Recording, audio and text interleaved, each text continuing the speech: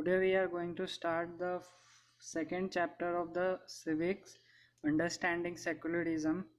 हम लोगों ने पहले चैप्टर में फंडामेंटल राइट्स के बारे में पढ़ा था और इंडियन कॉन्स्टिट्यूशन के बारे में पढ़ा था और उसका लास्ट टॉपिक था सेकुलरिज्म। मतलब जो हमारे इंडियन कॉन्स्टिट्यूशन का की फीचर्स था, उसका लास्ट टॉपिक था सेकुलरिज्म। तो उसके बारे में डिटेल में इस चैप्टर में हम लोग पढ़ेंगे। तो सेकुलरिज्म के बारे में पहले तो हम लोग एक केस स्टडी करते हैं। जैसे मान लो हम लोग यूनाइटेड स्टेट्स का एग्जांपल लेते हैं कि यूनाइटेड स्टेट्स में क्रिश्चियंस मेजॉरिटी में है और हिंदू और मुस्लिम जो हैं वो माइनॉरिटी में है। तो अगर हम यूएस में जाएं, अगर वहाँ पे कोई हिंदू और मुस्लिम है, उसके साथ डिस्क्रिमिनेशन हो रहा है ऑन द बेसिस कि वो इस रिलीजन का है, तो उसको कैसा फील होगा। उसके बाद वो दो काम कर सकता है। या तो वो अगेंस्ट उसके कुछ रिटेलिएट करेगा या फिर अपना इंडिया वापस आ जाएगा। तो मतलब पहले वाले में जो उसमें जो वो गुस्सा हो रहा है वो भी एक तरीके से सही नहीं है।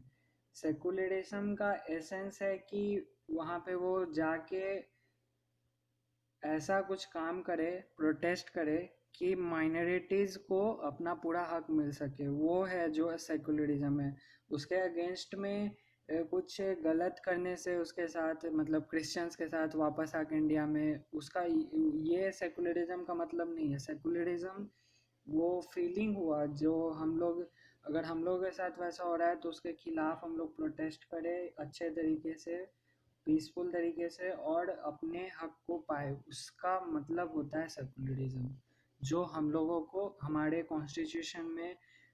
कॉन्स्टिट्यूशन का की फीचर है। तो हिस्ट्री में बहुत सारे एग्जांपल्स हैं। जैसे जर्मनी में हिटलर था। वो जीव लोगों को बहुत तंग किया और बहुत लोगों को मारा था। फिर सऊदी अरब में जो नॉन मुस्लिम लोग हैं वो टेंपल या चर्च कुछ बिल्ड नहीं कर सकते। मतलब इस्लामिक कंट्री है वो, तो वहाँ पे पब्लिक गैदरिंग भी नहीं कर सकते। मतलब लोग इकट्ठा भी नहीं हो सकते हैं सऊदी अरब में अगर वो नॉन मुस्लिम है। तो ये सब एग्जांपल है जिसमें रिलीजन के बेसिस पे किसी कम्युनिटी को डिस्क्रिमिनेट किया जाता है। तो सेकुलरिज्म का मतलब क्या होता है? तो secularism is the principle of separation of state from the religious institutions. मतलब कि जो स्टेट का मतलब पावर, जो गवर्नमेंट रन कर रहा है, स्टेट पावर, वो और रिलीजन दोनों में अंतर होना चाहिए। मतलब कि रिलीजियस बेसिस पे कितने लोग हैं, कौन मेजोरिटी में है, कौन माइनॉरिटी में है, वो सब मैटर नहीं करना चाहिए। स्टेट का पावर वो अपना काम करेगा, और रिलीजियस जिसका भी जो रिलीजन प्रैक्टिस करने का मन है वो प्रैक्टिस कर सकता है। यही है सेकुलरिज्म हमारे इंडियन कॉन्स्टिट्यूशन का। अब हम लोग जानते हैं कि सेपरेट करना रिलीजन और स्टेट को क्यों ज़रूरी है। क्योंकि एक जैसे एग्जांपल के तौर पे हम लोग देख सकते हैं कि दुनिया के करीब करीब सारे कंट्रीज, कोई भी ऐसा कंट्री नहीं होगा जहाँ more than one religious group नहीं रहते हैं। अब करीब करीब सारे कंट्रीज़ में ही बहुत सारे धर्म के लोग रहते हैं, और बहुत सारे धर्म के लोग रहेंगे तो ये स्वाभाविक है कि एक मेजॉरिटी में होगा। मतलब किसी एक का मेजॉरिटी होगा तो कोई माइनॉरिटी में भी होगा। तो अगर स्टेट पावर को और रिलीजन को अलग नहीं किया जाए तो जो मेजॉरिटी में रिलीजियस ग्रुप होगा या कम्युनिटी होगा, वो अपना फाइनेंशियल पावर या जो स्टेट पावर है उसका गलत इस्तेमाल कर सकता है to discriminate the other person on the basis of their religions. तो ये बहुत प्रॉब्लमेटिक है। इससे बहुत सारे देश में दंगे भी होते रहते हैं या बहुत गलत भी होते रहता है उन माइनॉरिटी लोगों के साथ। तो इसीलिए हमारे कंट्री में, हमारे कॉन्स्टिट्यूशन में सेकुलरिज्म को एक अहम फीचर माना गया है। तो क्योंकि अगर किसी मेजोरिटी में अगर कोई ग्रुप है और वो माइनॉरिटी को तंग कर रहा है, तो उसके वो फंडामेंटल राइट को भी वायलेट कर रहा है। और हमारा डेमोक्रेसी तो सबको गारंटी करता है कि इक्वल राइट मिलेगा on the basis, on every basis, चाहे वो किसी भी धर्म का हो या कास्ट का हो, इकोनॉमिक बैकग्राउंड हो या कुछ भी हो। और दूसरा कारण ये होगा कि हमारे मेजोरिटी ग्रुप में भी हो सकता है कि जैसे कि मान लो एग्जांपल के तौर पे कि मेजोरिटी में हिंदू है इंडिया में, तो पहले के ज़माने में अनटचेबिलिटी परफॉर्म किया जाता था जो नीचे कास्ट के लोग होते थे उनके साथ। तो मेजोरिटी में भी मतलब अपने अंदर भी वो किसी के साथ डिस्क्रिमिनेट कर रहा है।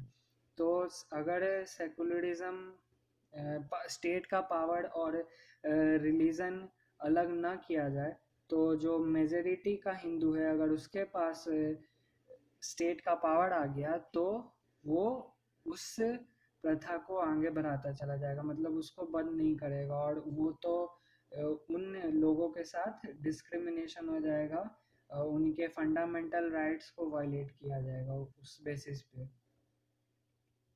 तो इसीलिए सेपरेट करना रिलीजन और स्टेट को बहुत ज़रूरी है। मतलब क्योंकि हो सकता है कि वो कोई मेजोरिटी में जो कम्युनिटी है वो माइनॉरिटी को तंग करे, या ये भी हो सकता है कि जो मेजोरिटी है वो अपने अंदर ही किसी उसमें जो पार्टीशंस बने हुए हैं कास्ट के बेसिस पे, उसके बेसिस पे किसी को तंग करे या जेंडर के बेसिस पे किसी को डिस्क्रिमिनेट करे, तो वो भी नहीं होना चाहिए।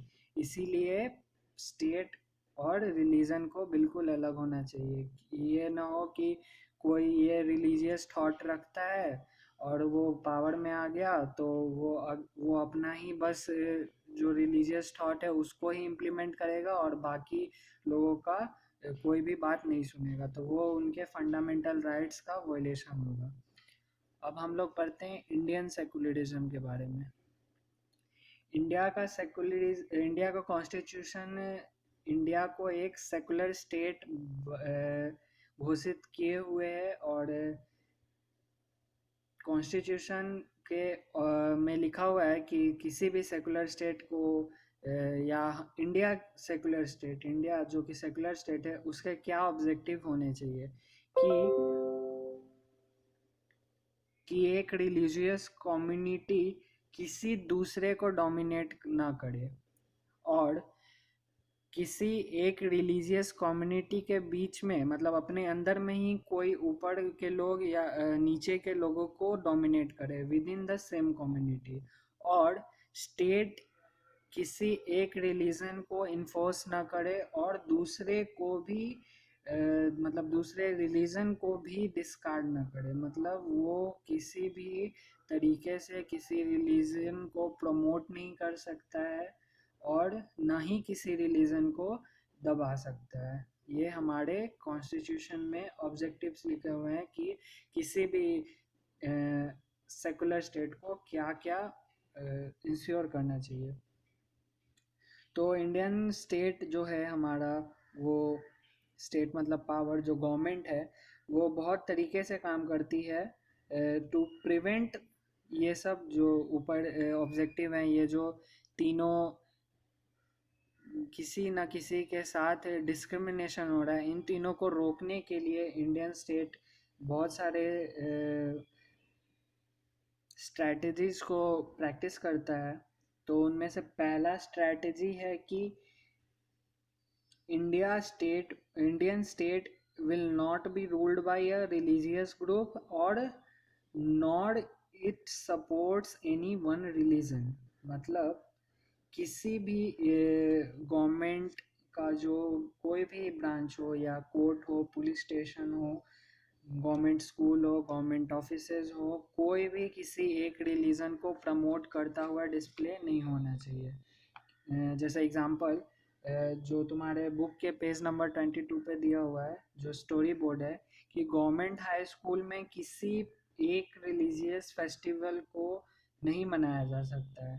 क्योंकि उसमें एक बच्चा पूछ रहा है, बच्ची पूछ रही है कि क्या हम लोग अगले महीने जो बहुत बड़ा रिलीजियस फेस्टिवल आ रहा है उसको सेलिब्रेट कर सकते हैं? तो वो टीचर बोलता है कि नहीं, हम लोग यहाँ सेलिब्रेट नहीं कर सकते हैं। प्राइवेट स्कूल वाले भले ही कर सकते हैं, लेकिन हम लोग स्कूल में किसी भी तरीके का एक रिलीजियस फेस्टिवल को प्रमोट या सेलिब्रेट नहीं कर सकते हैं। तो वो दोनों बात कर रहे थे बच्चे कि ठीक है, चलो हम लोग अपने लोकेलिटी में ही मना लेंगे। क्यों ऐसा होता है?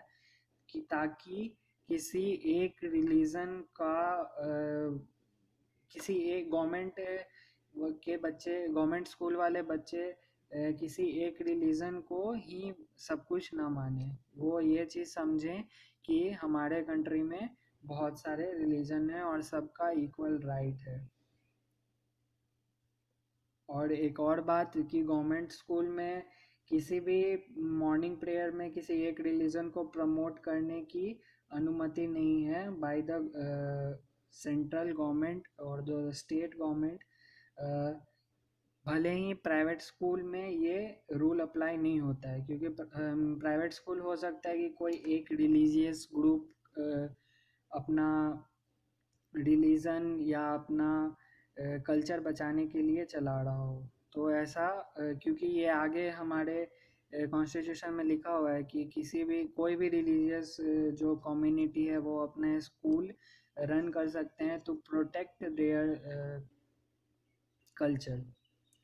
इसीलिए ये प्राइवेट स्कूल पे इम्प्लीमेंट नहीं होता है, लेकिन गवर्नमेंट स्कूल में ये ज़रूरी है कि किसी भी रिलीजियस फेस्टिवल को वहाँ न मनाया जाए या किसी भी रिलीजियस चीज़ को प्रमोट न किया जाए। दूसरा वे है कि गवर्नमेंट कभी कभी बीच में छूट देते हैं टू इंश्योर कि किसी रिलीजियस ग्रुप का कोई भी जो रिलीजियस प्रैक्टिस है वो इंटरफेयर ना कर सके उसमें। जैसे कि एग्जांपल कि हम लोगों को पता है सिख लोगों को हेलमेट लगाना ज़रूरी नहीं होता है, क्योंकि वो पगड़ी बांधे हुए रहते हैं। तो उन लोगों के लिए स्पेशल राइट दिया गया है कि कॉन्स्टिट्यूशन में कि सिख लोग हेलमेट बिना लगाए जा सकते हैं, उन पे फाइन नहीं लगेगा या वो अलाउड है।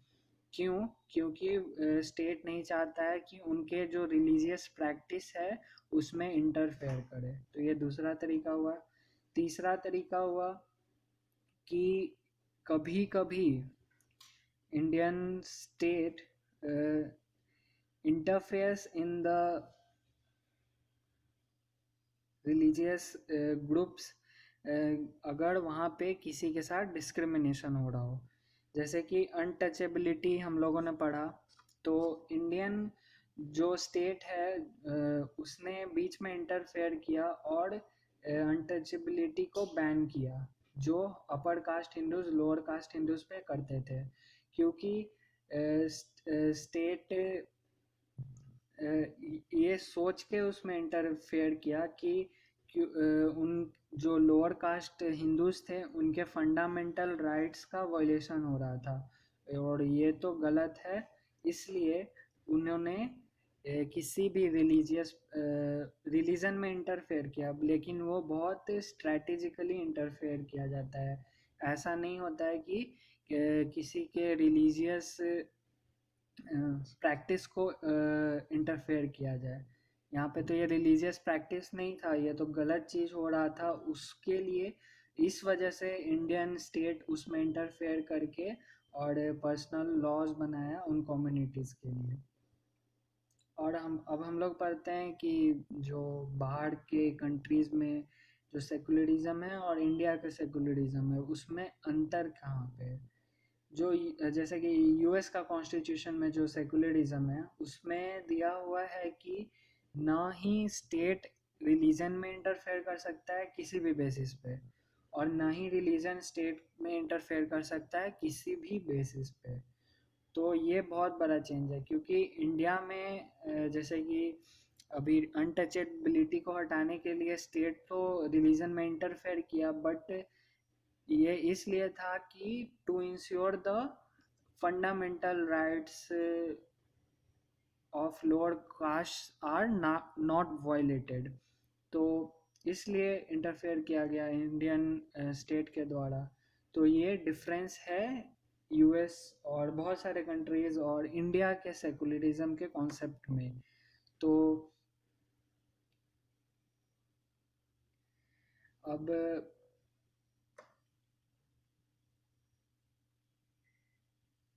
एक और एग्जांपल है जो अभी हाल में ही सुप्रीम कोर्ट के द्वारा पारित किया गया है कि 3 तलाक जो सिस्टम होता था मुस्लिम्स में वो अब बैन रहेगा।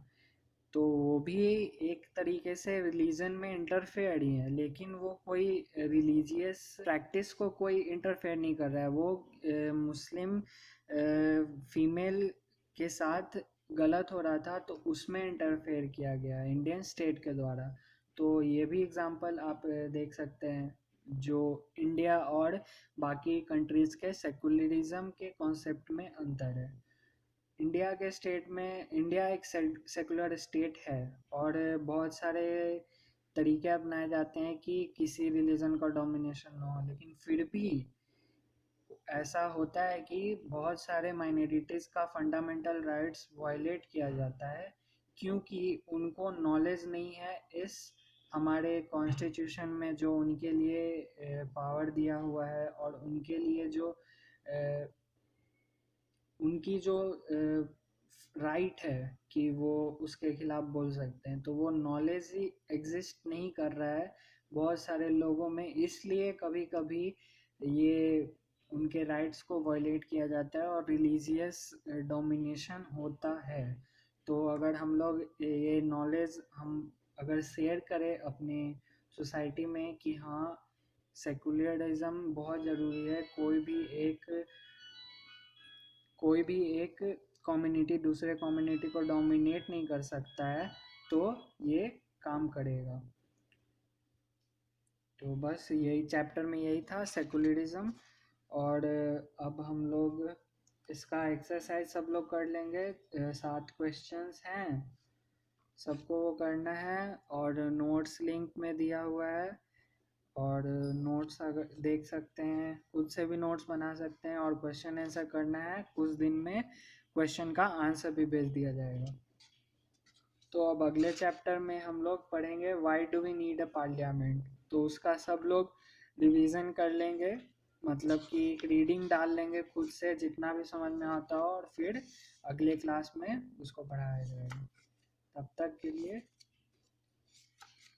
खुद से इसको 2-3 बार रीडिंग करके याद भी करना है जो जो इम्पोर्टेंट टॉपिक्स हैं उसको।